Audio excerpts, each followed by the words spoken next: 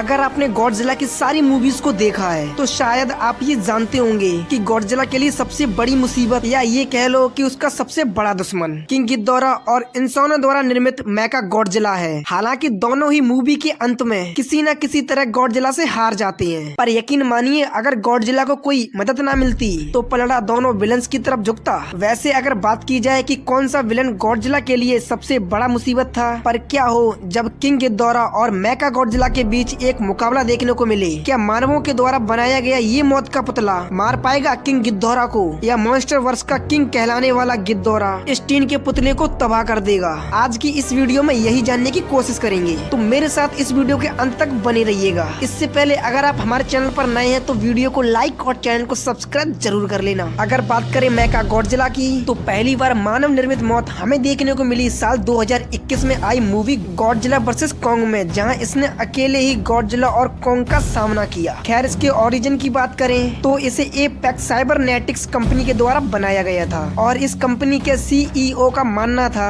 कि ये एक ऐसा इन्वेंशन है कि ये धरती से गॉडजिला के डोमिनेट्स को खत्म कर देगा। हालांकि इतने बड़े टाइटम्स होने के बावजूद भी गॉडजिला ने हमेशा ही लोगों की रक्षा ही की है और गॉडजिला क्लाइमेट को चेंज होते हुए नहीं देख सकता। शायद इन्हीं कारणों से गॉडजिला को अपना दुश्मन मान लिया, इसीलिए इसे रिप्लेस करके रेडियो वेब और किंग गिडोरा के कटे हुए सिर की सहायता से इंसानों द्वारा ऑपरेटिव पावरफुल मेका गॉडजिला का निर्माण किया। हालांकि इसके पीछे बनाने का मकसद न सिर्फ गॉडजिला के डोमिनेट्स को खत्म करना था, बल्कि इसे बनाया ही इसलिए गया था कि धरती पर आने वाले किसी भी विनाशकारी जीवों का खात्मा कर सके। पर किसी दुर्भाग्य की वजह से इंसानों का कंट्रोल इससे छूट जाता है और एक गिडोरा का सिर इस पर काबू पा लेता है। जो इंसानों को बचाने के लिए बनाई गई थी ये मशीन, वो अब इंसानों का ही खात्मा करने लगती है। यहाँ तक कि ये इतना ताकतवर बन जाता है जो एक साथ ही कॉन्ग और गॉडजिला को जमीन पर पटक देता है। यानी अगर इसके फिजिकल स्ट्रेंथ की बात की जाए तो ये काफी शक्तिशाली है, और काफी शक्तिशाली का मतलब ये है कि इसने सिर्फ कॉन्ग और गॉडजिला को उठा कर ही नहीं पटका,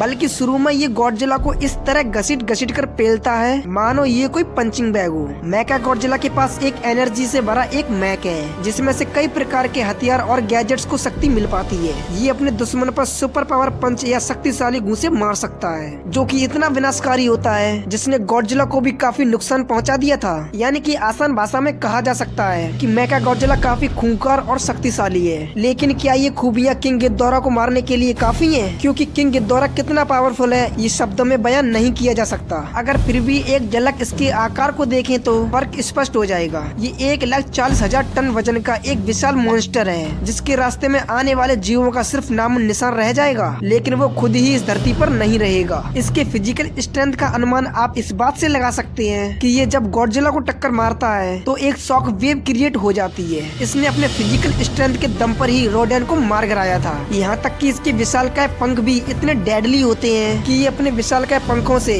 बड़ी सी बड़ी बिल्डिंग को पल भर में धूल में मिला देता है। और तो और इसके विंग्स इतने पावरफुल है कि इसने लाख टन वजन वाले गॉडजिला का वजन भी आसानी से संभाल लिया था। पर किंग गिडोरा जितना स्ट्रॉन्ग है उतना ड्यूरेबल भी है, क्योंकि इसने अपनी ओर आ रही मिसाइल को अपने पंखों से रोक लिया था। इसने गॉडजिला के द्वारा हमला किए जाने के बावजूद भी वो वहीं डटा रहा। यहाँ तक कि इस पर गॉडजिला का पावरफुल बीम का कोई खास असर नहीं हुआ था। और तो और इसकी हेलिंग फैक्टर तो लाजवाब की है। इसका सिर कटा होने के बाद भी इसका सिर दोबारा उग सकता है। और इसका मोस्ट पावरफुल अटैक इसका ग्रेविटी बीम है, जो कि गॉडजिला से काफी खतरनाक और विनाशकारी है, क्योंकि इसी अटैक से गॉडजिला को भी जमीन पर ला दिया था और तो और मैथरा को भी मौत के घाट उतार दिया था। इसमें सबसे कमाल की पावर ये भी है कि ये दूसरे सोर्स से पावर को चुरा सकता है। जैसा कि गॉडजिला के शरीर से इसने न्यूक्लियर एनर्जी को चुराना शुरू कर दिया था और इलेक्ट्रिक एनर्जी को एब्जॉर्ब करके अपने पंखों से भारी मात्रा में इलेक्ट्रिक निकालना शुरू कर दिया। यहाँ तक कि इसने 6 चक्रवात को भी बना दिया था। यानी कि ये कहा जा सकता है कि ये दोनों शक्तिशाली और कई खूबियों से लैस हैं। पर दोनों में कॉमन बात ये है कि दोनों ने लगभग गॉडजिला को हरा ही दिया था। पर हमें समझना होगा कि दोनों ने डिफरेंट वाले गॉडजिला से लड़ा है। एक और जहाँ किंग गिडोरा ने नॉर्मल गॉडजिला से फाइट किया था, पर अंत में फायर गॉडजिला से लड़ते हुए इसकी मौत हो जाती है, तो वहीं दूसरी ओर मेका गॉडजिला ने एक कमजोर गॉडजिला से लड़ाई की, क्योंकि कॉन्ग से लड़कर गॉडजिला काफी कमजोर हो चुका था। पर फिर भी मेका गॉडजिला को काफी पावरफुल दिखाया गया है। एक बार तो कॉन्ग और गॉडजिला मिलकर मेका गॉडजिला को हरा देता है और तो और कॉन्ग उसका सिर ही उखाड़ लेता है। और इस बैटल में कॉन्ग के एक्स ने काफी भूमिका निभाई थी। अब अगर अंत में बात करें कि मेका गॉडजिला और किंग गिडोरा हाइट में लगभग समान है,